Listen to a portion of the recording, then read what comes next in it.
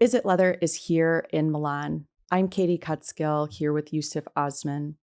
Today we're talking about the importance of social media for the leather industry and for corporations, for artisans, and for aspiring content creators. Yusuf Osman is a leather craftsman and the founder of Yusico.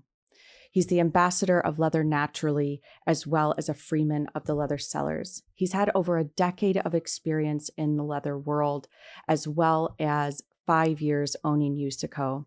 He has over 50,000 followers globally. Thank you, Yusuf, for being here with us. It's been such a pleasure to have you here on this trip in Milan. It's been wonderful getting to know you. Thank you. Thank you for inviting me. Honestly, it's been really great to know everyone in person. Wonderful. Well, let's dive into some of these questions because we have so much to talk about. So, what made you leave your career in law for leather? So, I decided to become a lawyer when I was 11, and I didn't know anything about being a lawyer. I just thought that's a good way to earn a lot of money, right? And then I moved to London to read law, and immediately I knew that these were not my people, but I didn't know where my people were. And so I started the journey of self exploration, exploring all that London has to offer from short courses, volunteering, testing out little businesses, but nothing really stuck. I was a human rights lawyer, and one of the things, or like the main strand of what one, what I, the main strand of why I wanted to leave is because I used to see people every day, many, many people, and it was always about fixing their problems. But what I picked up is that the thing that connected all of these issues was a lack of opportunity. Somewhere along the line, there was something, whether that was a broken home or homelessness or lack of education or a lack of money or a lack of housing, something that connecting all of those things was a lack of opportunity. Yeah. It's by chance that you and I are sitting here and not something else, right? It's chance, it's an opportunity. And I thought, I don't want to spend my life fixing these problems, putting a plaster over them essentially, or a band aid, and it just comes off and they come back because you're not fixing the root. Yeah. And that's what made me switch to a creative career, because then I'm creating opportunity.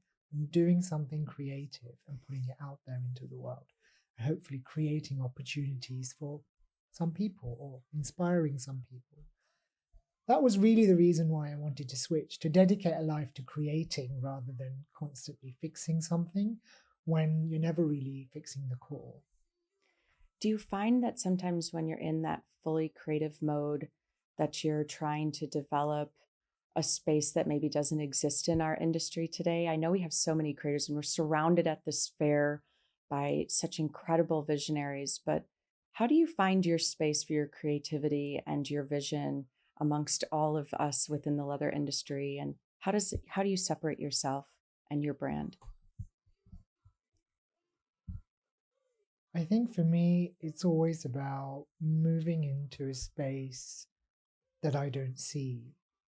And that makes it difficult because you're always taking yourself up to a point and then looking further. Mm-hmm. And I think I've always just put myself into situations in at the deep end, and then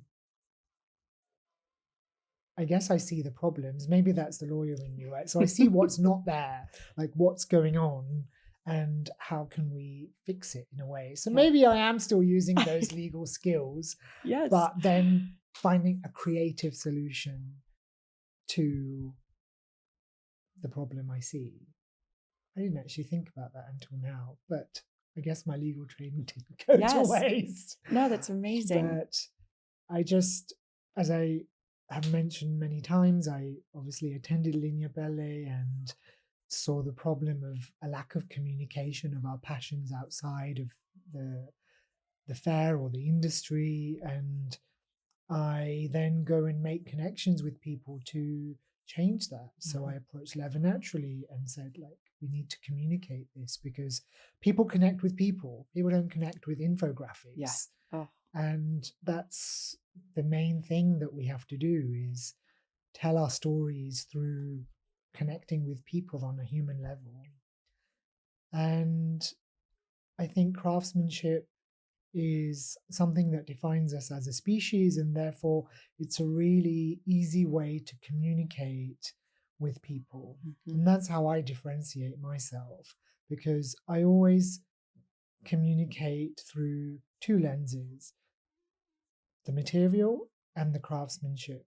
And I think they are two perfect vehicles to discuss any problem we have in life. Mhm.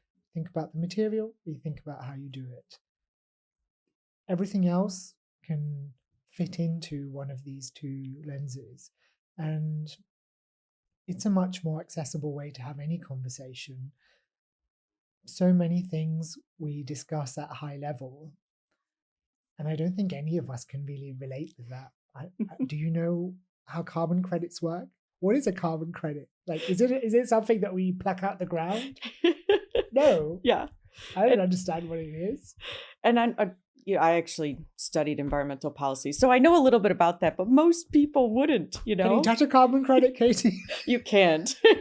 And quite frankly, actually, it's a great question because even though I've studied it, it's changed so many times over the years. Mm, And it's different across the globe and how it's really actually utilized. So it's a phenomenal question whether you've studied it or not. And we don't really have good definitions for these things and understanding how we're mm, measuring, and it's impacting what materials we're buying. So it's an incredibly relevant question. yeah.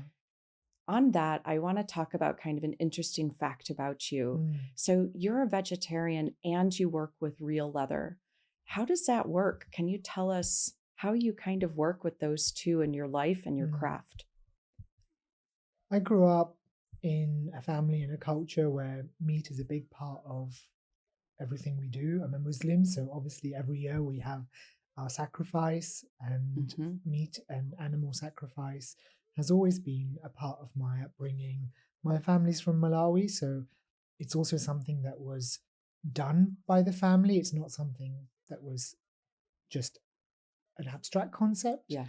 My family do their own sacrifice in the garden and Yeah. get the meat and share it around. So I'm aware of these Yeah. practices and traditions. It's not something alien to me or something Yeah. that I donated and it be done in a third place. So it's not that I've been a vegetarian and not been aware of these things. I Hmm. have, but I just didn't have likeness for meat all throughout my life. And when I discovered leather, it was around the same time when conversations about sustainability were entering the mainstream Hmm. in 2014, 2015. So I thought, well, you know what? I've been a vegetarian my whole life. And now I'm being told that everything that comes from an animal is bad. So maybe I should become a vegan. Yeah. And then I discovered leather.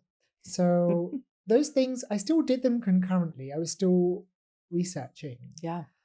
And I went down the path of incorporating vegan products into my life and also using leather. But during that time, and it was a 5-year period, Hmm. I was doing a lot of research, I was doing a lot of thinking. And I think it's widely known now, but back then it still wasn't. But I realized that all of these products that we put into our bodies and also that are alternative materials to leather, they are all essentially ultra processed and Yeah. they're not good for us. Mhm. So I understand, as with leather, we need alternatives for those people who are ethically or immunocompressed or whatever the reasons, Yes. allergic. We need alternatives. Yes. Let's not mistake that. Yes.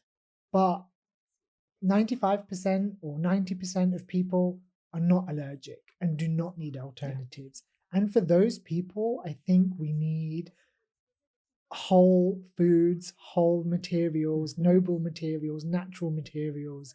And that's the conclusion that I've come to. Yeah. So I'm still mostly vegetarian. I would say maybe flexitarian now, but I have a mostly vegetarian diet. And I think probably we can all agree that consumption on a global scale of all of the things, and I don't just mean meat, I mean food, everything. We need to do fewer things better. We Yeah. need better food, better meat, better dairy, everything, better materials. And so that's the philosophy that I incorporate now. Do everything less, but do everything better. I love that. And I think with over, 80% of the world that eats meat, it's only responsible to use the Mhm. entire animal. And I think for those that are vegetarian or vegan and they don't have those allergies and they do feel that, they want a sustainable option, even though they're not eating meat, while others still eat Mm, meat, mm, until there's a world where people don't eat meat, we should use the materials that exist in the world. And I think that's a real shame to see hides and a natural product mm, go to landfill. So it's really wonderful to hear your story because I mm, think it will resonate with a lot of people who do feel like they live in both of those worlds and want to do the right thing, but feel they have to choose a mm. side. I And you think, don't have to. yeah, I think you don't have to choose a side. And unless you are choosing a side for ethical reasons, and Yes. most of us don't, most of us operate in this middle ground where we want to choose what's best for us. Yeah. And I think for those people, the majority of people, we don't have to choose a side because I don't think that we are going to solve any of our problems through a singular lens. We just can't because there are 8 billion people coming up to 10 billion people, and we don't want to live in a homogenous world. Actually, the world would fail if it was a homogenous world. If we all just ate tomatoes and avocados, we would fail. Yes, and they would be horrible to eat. Yeah. So we need to live with a world, we need to live in a world of multitudes. Yeah. In fact, we are enriched when we live in a world of multitudes because we learn from each other. We learn from all of our differences and we are enriched because of our differences. So actually, we will never get to a place where people just don't eat meat. In fact, it would be terrible for the world. So I think that what we need to do is do everything responsibly. And you can be vegetarian and use leather. You can be vegan and use leather, I think. You can eat meat and use leather. You can pick and choose whatever fits best with whatever you think. Yeah. And I think that's what's great about leather because responsibly made leather is using the materials that, as you said, someone else is eating. Yeah. Or if you're eating meat, you are creating a skin that you can use. And I think that we need to realize that the world has never been one of single attitudes. In India, for example, people commonly think that everyone in India is a vegetarian and they don't eat cows. But I've been to India and I was shocked actually myself because even though my background is that, I thought that actually that was true. Even though I'm not Hindu, I thought that actually Hindus didn't eat meat. But I was surprised to learn that actually a lot of Hindus do and have always, because India is a huge country, a vast country with lots of different people and always has been, Mm-hmm. with lots of different attitudes. It never was unified as a Indian culture. Mm-hmm. It was all pockets of people living differently. And so that's what made me realize that actually we all pick and choose. I just love that because, we all are much more similar than we think. And those types of stories, I think, will bring us closer together in understanding how we eat food, how we look at fashion, how we look at all these aspects of our life. And that's kind of where I want to take the conversation next is how leather is relating to fashion and what's commonly, this term of fast fashion. So how does leather really combat that throwaway culture that we're really experiencing across the globe today? I think that leather fits into the era that we need to move into, which is slow everything. And I think one thing that people don't realize is that leather production is a craft. So, Yeah. by its very nature, it is a slow material. Even though it's very industrially made, it is still very much an art and a craft. Yeah. I don't think people realize that at all, No. that tanners are artists and craftspeople in themselves. I don't think people can comprehend that something spinning around in a drum still requires a craftsperson. And so when something has to be produced in a craft way, Yeah. to me, it's automatically a slow material, because craft is the solution to everything, according to me, because craft is an inherent factor that stops us moving fast. Yeah. In fact, the problems we have at every factor of society is because we remove craft out. When you removed craft out, you remove humanity and you inject industrialism, and then you have problems.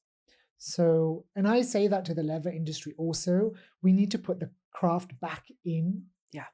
Put the humans back in and become the better industry that we were.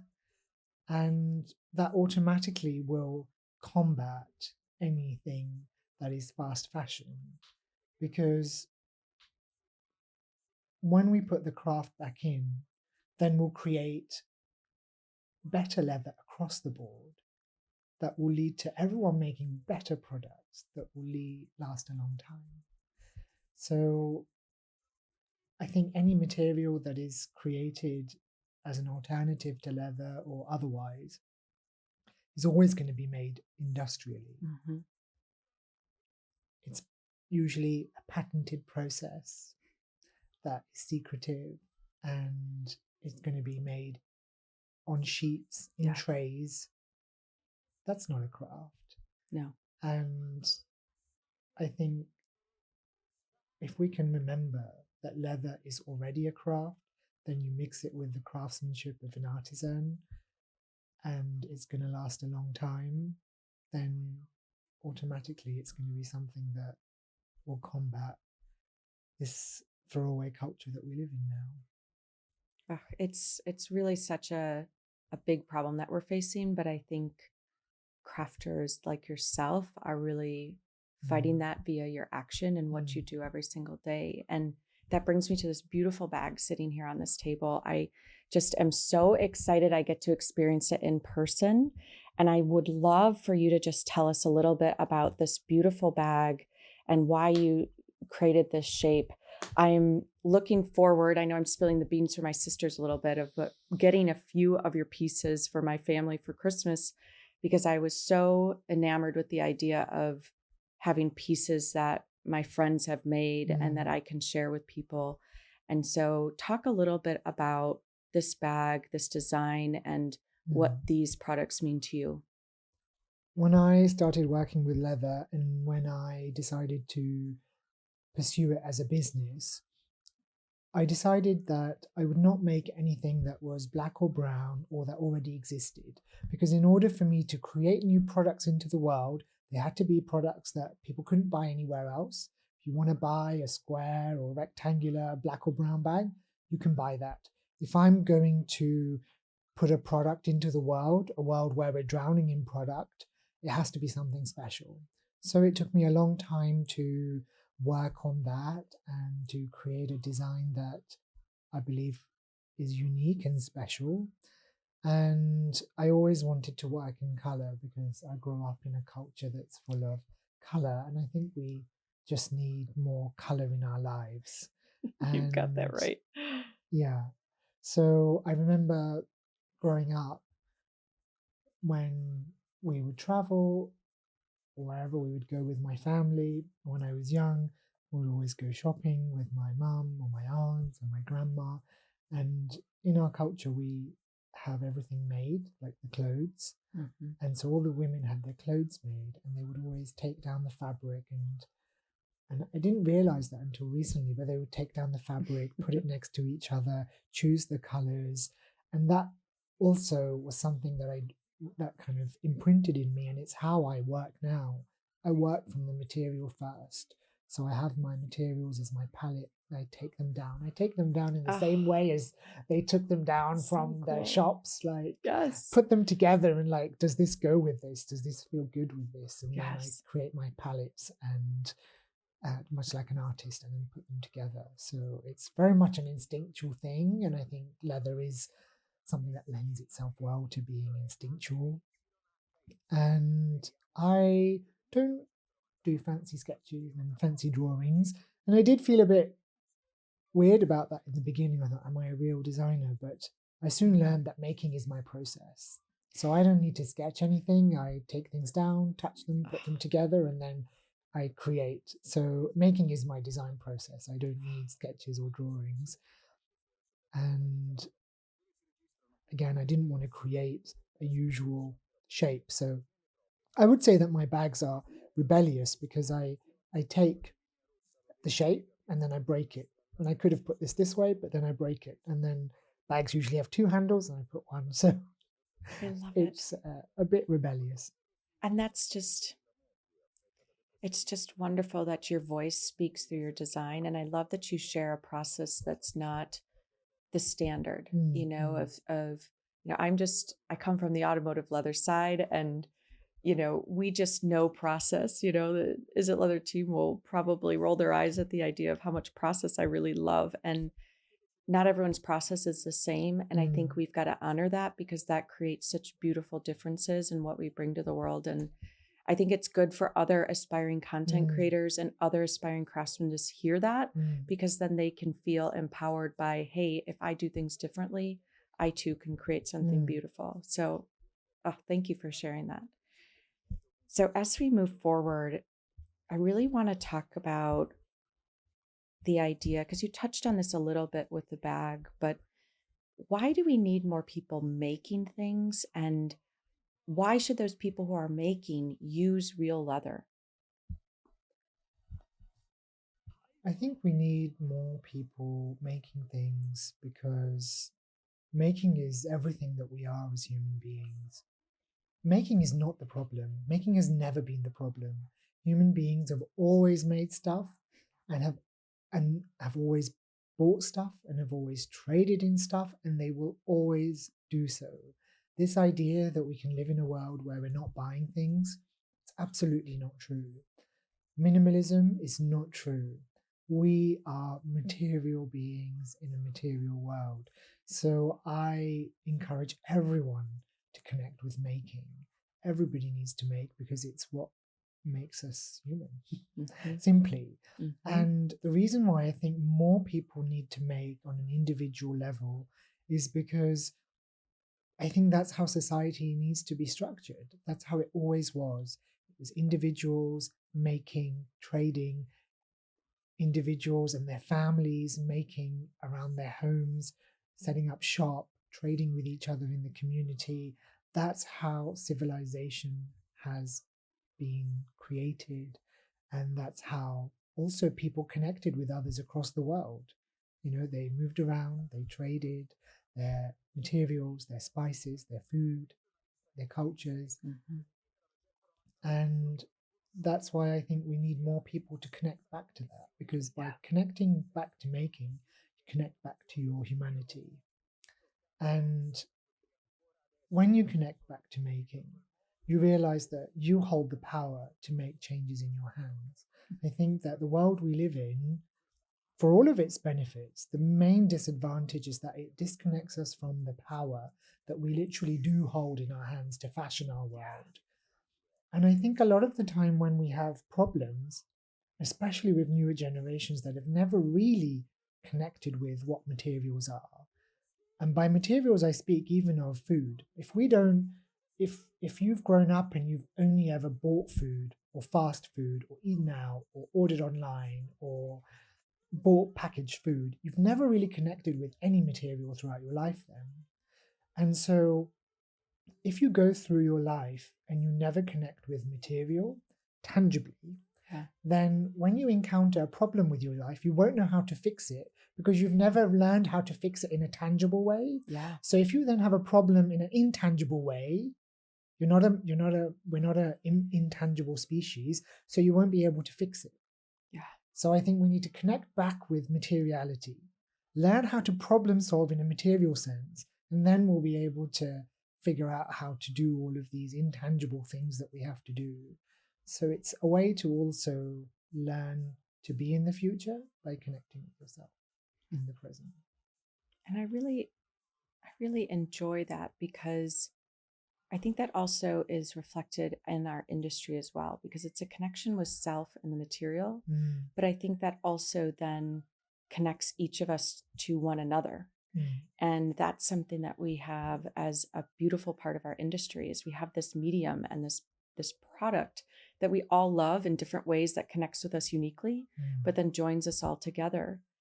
And that really leads me to my last part of this conversation that I think is very important to me, and why I think it's so exciting to be sitting with you here today, is that coming from two different organizations, two different backgrounds in leather, we're able to sit here between Is It Leather and Leather Naturally, and what we represent, as well as you representing your brand Yusuko, and saying we can work together and build friendships and build trust, because I think a lot of us would agree that our industry struggles sometimes with that. We're an older industry that's trying to work through some politics and some things that just are natural of any industry. It's not just unique to us. And it's exciting to be part of this with you, because I think you're really a leader in breaking down those barriers.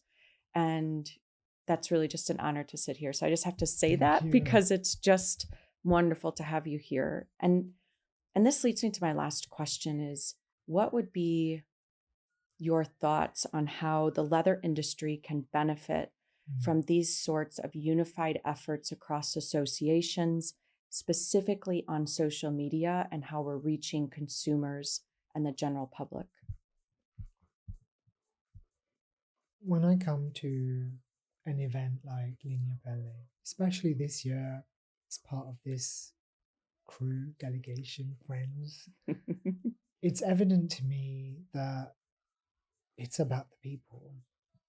It's all about the people, passionate people doing amazing things and really caring about everything that they do.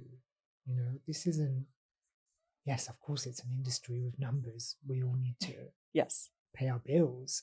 But ultimately, it's passion that drives everything, because we wouldn't do it otherwise, because it's not an easy industry. We are working with a raw material that is different across each skin and from skin to skin, right? So we are having a raw material that is constantly changing. And so as tanners, you have to respond to that. So it's a really challenging industry. So if you were not up to the art and craft of that, you would leave.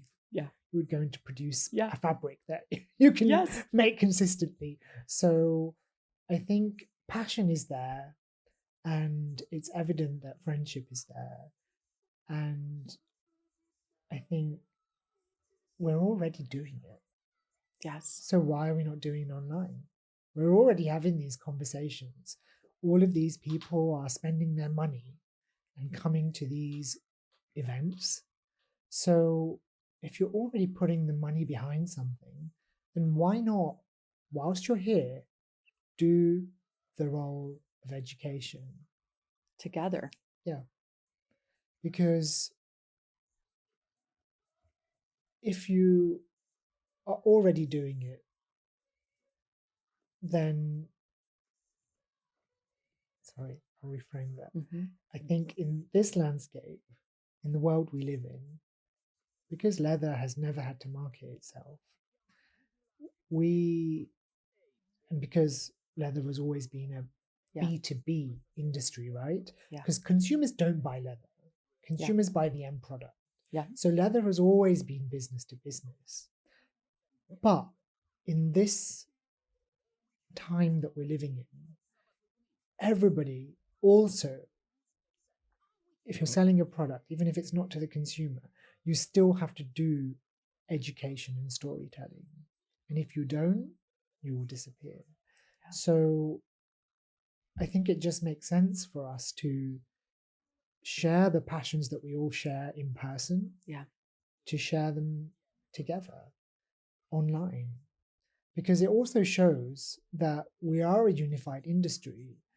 I mean, the conversations that we have here amongst the thousands and thousands of people that are here, They're not different. We're not arguing with each other when we have these conversations Yes. over a coffee or over a dinner Yes. table. We don't have differing views. So why are we not sharing those same views that we share together online? Yes. Why are we scrambling about that being different? Yes. If we had differing views, I'd understand, right? Exactly. I'd understand if people say, oh, no, I don't agree with that point. But we all have the same point. Yes. So why are we not sharing that? And the most important part of this trip for me has been to speak with other people about how to do it. Because actually we do have a challenge. Because again, people don't buy leather. Consumers don't buy leather. So how can you make leather? It is actually a huge challenge. How can you make leather enticing for the consumer? How can you convey that message? It is actually a huge challenge. And so having these conversations with people about how we can do that, and the more people that engage in this, how, and then do it together, it's going to make us stronger. Yes. Because we do have a challenge. And only by putting our creative minds together can we really solve that how. And it's going to be a different how. Yes. Before I came here, I'd never met Vulcan. And he has a completely different ethos to me. And I didn't understand it before. And coming here and speaking with him and meeting him, and I realized that he's doing something in a different way. It's still not the way I would do it. It's still not a way that I necessarily maybe even agree with. Yeah. But I know it's important and I know why he does it. It's not my philosophy because my philosophy is different, but I understand it.